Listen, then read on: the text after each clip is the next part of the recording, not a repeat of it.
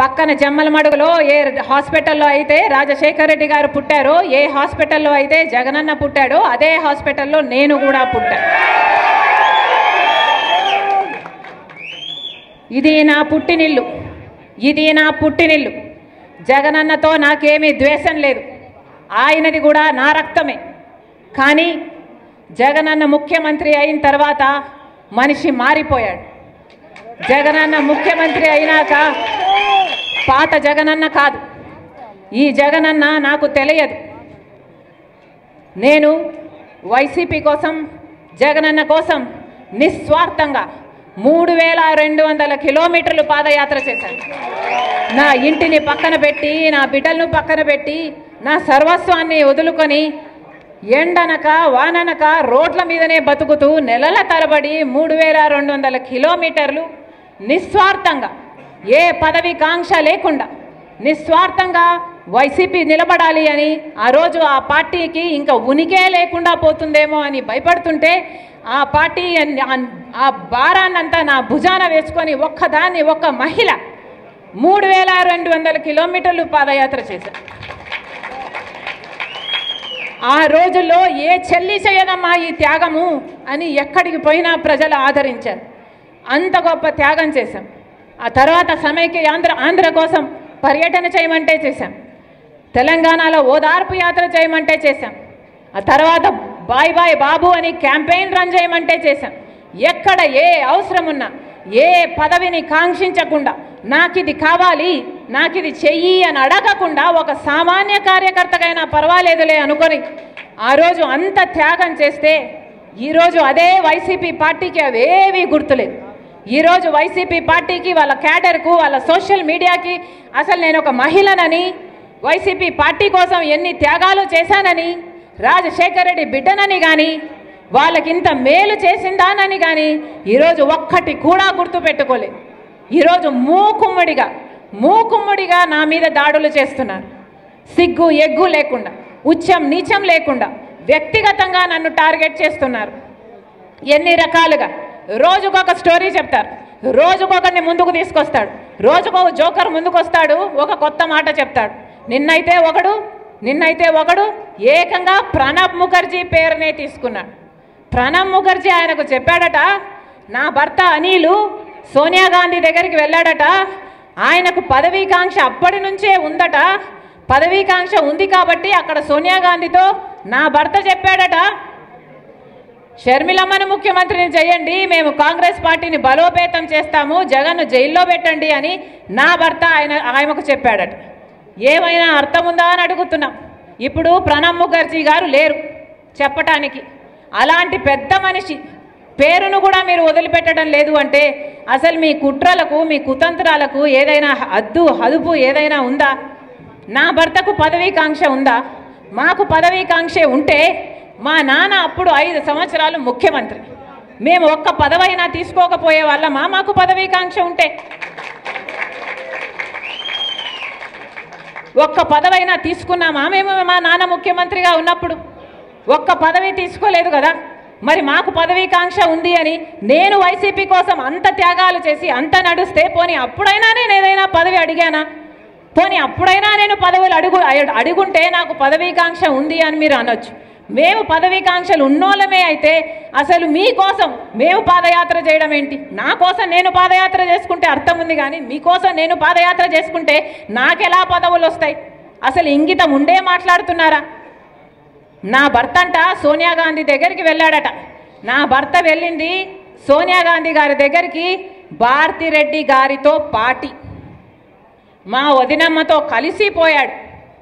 పోనీ నా భర్త షర్మిలమ్మను ముఖ్యమంత్రి చేయండి అని అడిగాడు అని అంటున్నారే, అది భారతిరెడ్డి గారి ముందు అడిగాడా, వెనకాల అడిగాడా?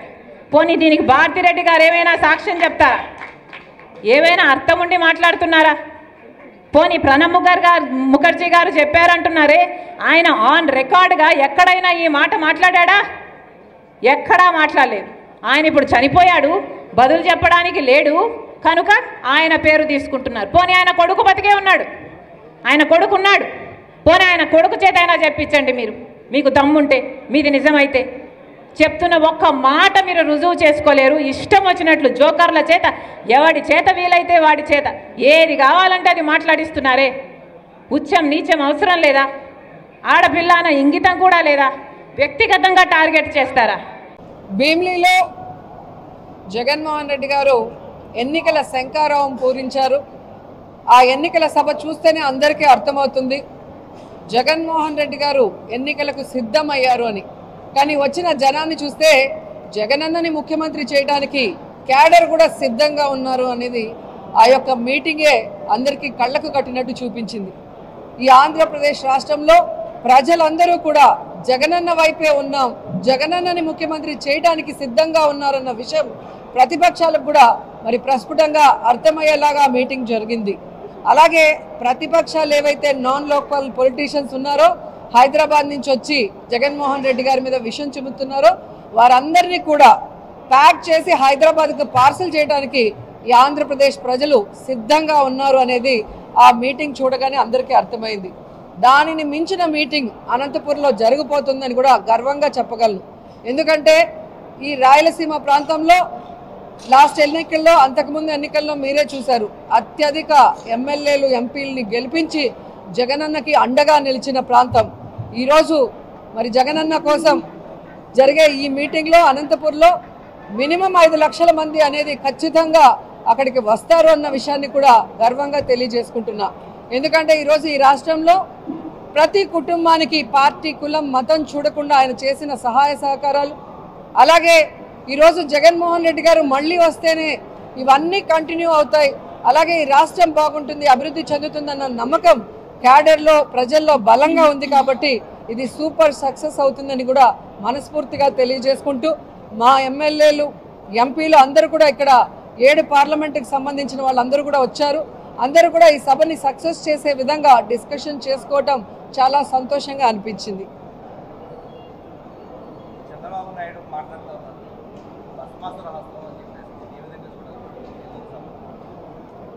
చంద్రబాబు నాయుడు ఒక రాక్షసుడు, ఒక నీచుడు. పిల్లనిచ్చిన మామని వెన్నుపోటు పొడుస్తాడు, ఓట్లేసిన ప్రజలకి అన్యాయం చేస్తాడు. తనని ముఖ్యమంత్రి చేసిన ఈ రాష్ట్రాన్ని కారణం లేకుండా తన స్వలాభం కోసం ముక్కలు చెక్కలు చేస్తాడనేది రాష్ట్ర ప్రజలందరూ గమనించారు కాబట్టే, అర్థం చేసుకున్నారు కాబట్టే 2019లో అతన్ని తరిమి కొట్టారు. ఈసారి ఆ 23 సీట్లు కూడా వచ్చే పరిస్థితి చంద్రబాబు నాయుడుకి లేదు. అందుకే వాళ్ళకి మతి స్థిమితం. ఈరోజు చూస్తే మతి తప్పి మాట్లాడుతున్నాడు. ఈరోజు చంద్రబాబు నాయుడు 14 సంవత్సరాల్లో ఏం చేశాడో ఒక్కసారైనా మాట్లాడు. సరే, ఈసారికి ఇంకో అవకాశం ఇస్తే ఏం చేయబోతున్నాడో కూడా ఎప్పుడు మాట్లాడు. ఎంతసేపు జగన్మోహన్ రెడ్డి గారిని, జగన్మోహన్ రెడ్డి వెనుకున్న సైనికులైన మాలాంటి వాళ్ళని దుమ్మెత్తిపోయటం, తన పచ్చ ఛానళ్లతో ఏ విధంగా విషం చిమ్మటం అనేది మనం గమనిస్తున్నాం.